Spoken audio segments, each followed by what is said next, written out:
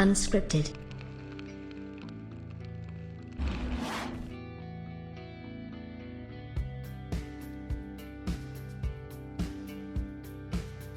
One of the more ridiculous arguments that I've been seeing lately is, for some reason, a weird comparison between Returnal, the upcoming PlayStation 5 exclusive, and Recore, the embattled, low-budget Xbox One exclusive from 2016. Now, the interesting thing here is that, for some reason, I don't really understand the comparison when you look at them side by side. I think that it's pretty clear that, you know, they're vastly different games running on vastly different engines. If you actually look at it, Returnal is running on the Unreal Engine 4, while Recore was actually running on the Unity engine, which is more of a engine that we see a lot of like indies and AA games kind of run on as well. Returnal is a full AAA $70 experience on PlayStation 5 next generation game. Recore was a budget $39 game from 2016. So both of them start with R's. I mean, I guess that's something in common, and both of them have E. You know, I guess that's something in common as well. The main thing that I would kind of like point out in terms of maybe why people are making a comparison is because of the third person kind of over the shoulder camera style or whatever. I think that that's probably one of the reasons why people are doing that. And then at the same time, we also see that, you know, a lot of people probably are looking to just justify Recore's existence or something like that. See, the interesting thing is, and I reviewed Recore, and I think I actually gave Recore a pretty good review back in the day. Of course, this was pretty much previous to the point where I was playing a ton of, I was playing an absolute ton of Xbox at that time. I got a PlayStation 5 in 2015, but I was definitely playing Xbox. It was Xbox, and, you know, that's just how it was kind of going for me personally, where I just absolutely everything had to be Xbox or it was terrible, and I wasn't really giving PlayStation much time of the day. So, you know, that definitely skewed my perspective a lot. You know, I'm not really afraid to admit that. Unfortunately, that kind of came out in some of the reviews and things like that I did. So yeah, there is that to kind of look at. And when we look at how far things kind of come along, we see that, hey, you know what, the Xbox really didn't recover much. Like, I think that 2016 era of games was really indicative of where Xbox was going with the lackluster lineup and things like that. So we did have to sort of look at how things were kind of progressing and things. And, you know, look, the game I thought was an okay game. I thought they put too much emphasis on actually going and finding the cores to progress your game, and, you know, there's a lot of platforming involved and stuff like that. It wasn't terrible, but of course this game was a shoestring budget, just pretty much like everything at the time from Microsoft, and that really kind of hampered what was otherwise be a decent story. You know, when you have the writer of Halo writing the story for this game, you know, you think it's going to be pretty good, but then at the end of the day, the game just really was very lackluster. Now, when I look at what's going on with the game Returnal, and, you know, listen, this might not be my type of game. I'm just going to be real. It 100% could be something that that I suck at or that I hate.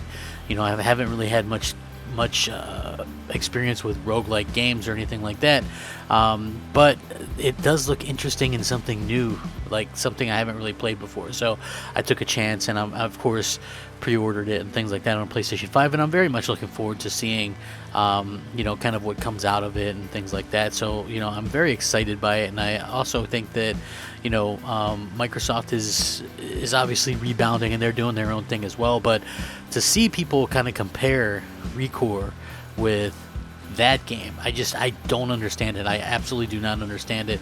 And I also think that you know, it's just one of those things where that's just, you know, so many people trying to justify something that Microsoft has done or whatever, or say, hey, look, we have our own. Like, the same thing happened in 2018 with God of War. Okay, a lot of people said God of War was copying Ryse, Son of Rome, which couldn't have been further from the truth. Like, I liked Ryse as a launch game for Xbox One as well, but if you want to be real about it, that game realistically had a lot of problems. Like, when you have a launch game, you can forgive a lot of things, and I think that's what I did with Ryse, right? Like, you forgive a lot of the stuff that's going on with the game because that game is realistically out there kind of representing a launch, and that can be tough, and they're working with new hardware, so you can forgive some of these issues. Now, when it came to God of War, that to me is my all-time favorite game right now. So realistically, there's not really much you can do but sit there and go, oh, I see what's going on here. That's it's just really kind of unfortunate. But I think that Ryse maybe would have done better with the sequel. But to compare Ryse, because they're both hack and slash type games, to something like God of War is completely disingenuous and kind of asinine, because they couldn't be further apart. Even from a narrative standpoint, I think Ryse had a good narrative to it, where the gameplay was lackluster and didn't have any kind of variety in terms of weapons and upgrades and things like that. So, starkly different things. So Xbox fans really kind of talking up the discount versions of their games or whatever, and I just find that to be incredibly funny, and also incredibly frustrating too, because it's like, the same Xbox fans that'll bring up the same Xbox channels that are going to bring up that these are copying Xbox games or whatever, despite the fact that these games are so much better than the Xbox games, are the same ones that will cry that there's no console war, and that we should all just get along and the game should just be fun and things like that, which I wholeheartedly agree. Games should 100% be fun. I also just think that overall people kind of try to make this stuff out to be more competitive than it is. Like, look, just admit that Microsoft released a bunch of crappy games. They're trying to make up for it.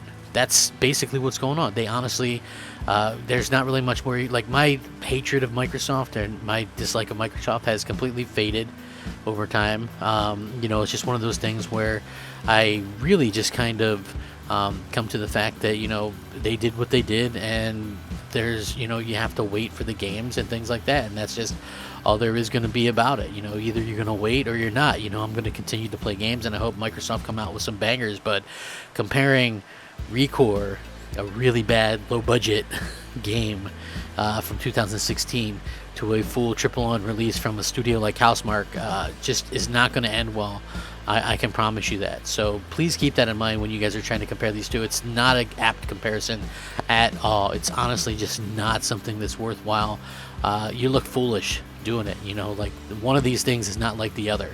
I can't believe that so many people were trying to run with this. It's just completely blows my mind that it's even a thing at this particular point. So yeah, with that being said, I just think that you guys can probably draw your own conclusions here, and at the end of the day, Sony has a habit of honestly just going out there and just kicking ass and taking names with their first party stuff, where Microsoft just has not proven that yet. They have not been able to go out there and do that.